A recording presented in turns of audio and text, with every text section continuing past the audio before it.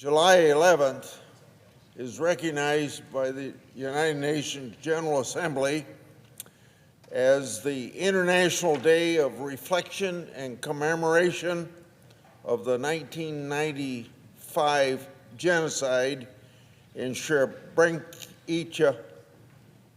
This town in Bosnia and Herzegovina was the scene of the worst genocide on European soil since the Holocaust.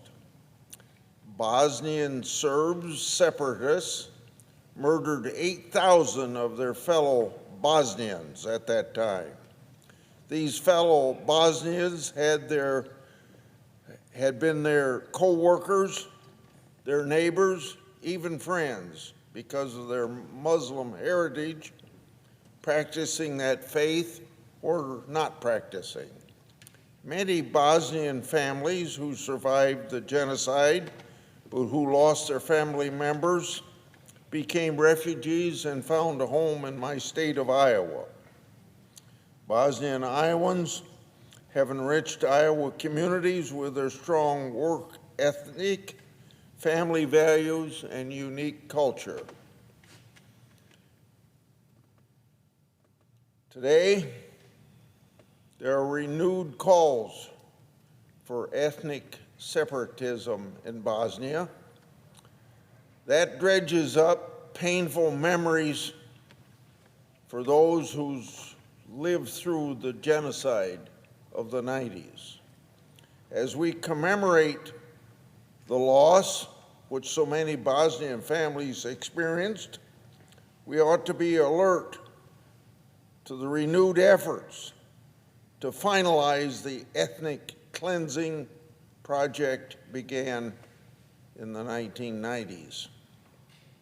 The Dayton Accords are rightly celebrated for ending that killing of 8,000, but they essentially froze the front lines and enshrined ethnic divisions by creating two entities within Bosnia and Herzegovina. These two entities are named Republika Srpska and the Federation. Prior to the war and the ethnic cleansing, Bosnians of Orthodox, Muslim, and Catholic heritage were very intermixed, although many Bosnians were not particularly practicing their respective religions. The territory is now the Republika Srpska. Used to have a large percentage of Bosnians of Muslim heritage, but most are now gone. However, I have talked to Bosnians in Iowa of Muslim heritage who still have family living in the old country. Separatists in Bosnia and their advocates here falsely imply this area was always populated overwhelmingly by Orthodox Bosnian Serbs, so they ought to have their own state. They also spin narratives that this is some great clash of faith or civilizations. Bosnians share a common European culture.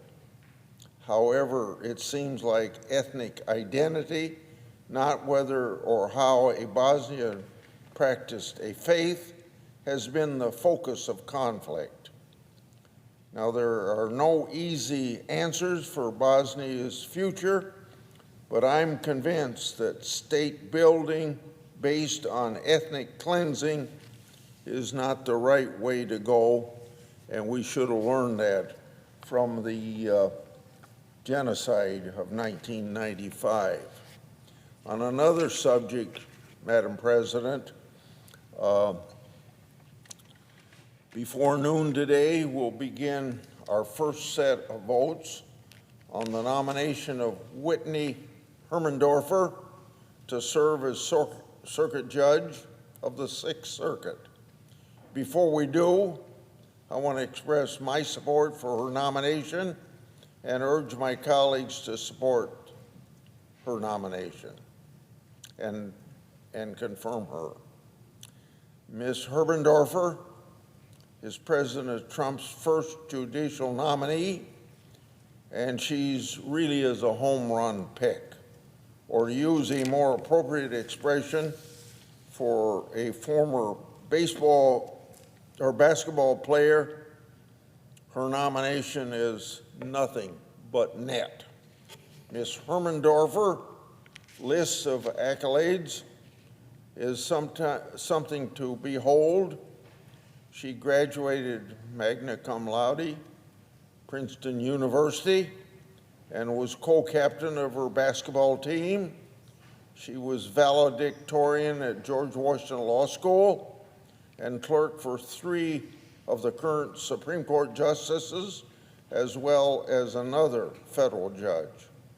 Currently, Ms. Hermandorfer is Director of Strategic Litigation Unit in the Tennessee Attorney General's Office and has led some of the most important litigation in our country, including a recent victory before the Supreme Court.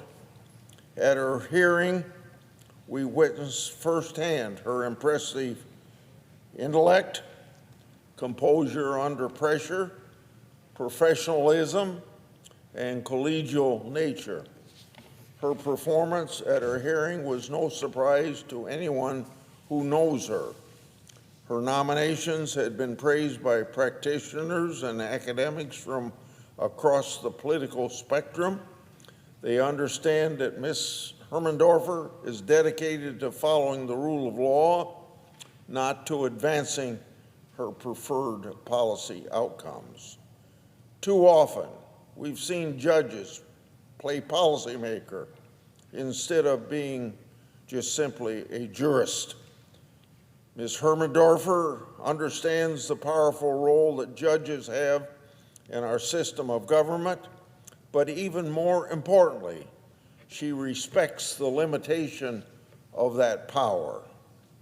During the Biden administration, a substantial majority of judicial nominees received bipartisan support.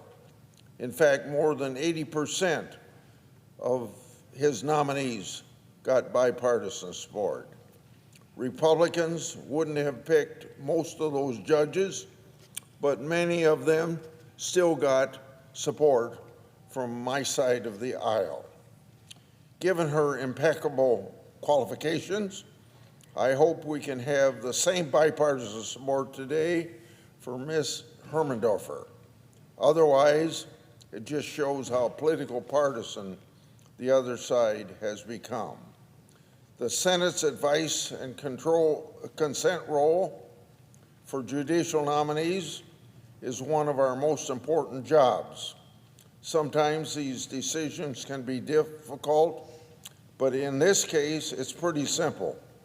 I'm confident Ms. Hermandorfer will be an excellent judge, and I urge my colleagues to support her nomination. I yield the floor.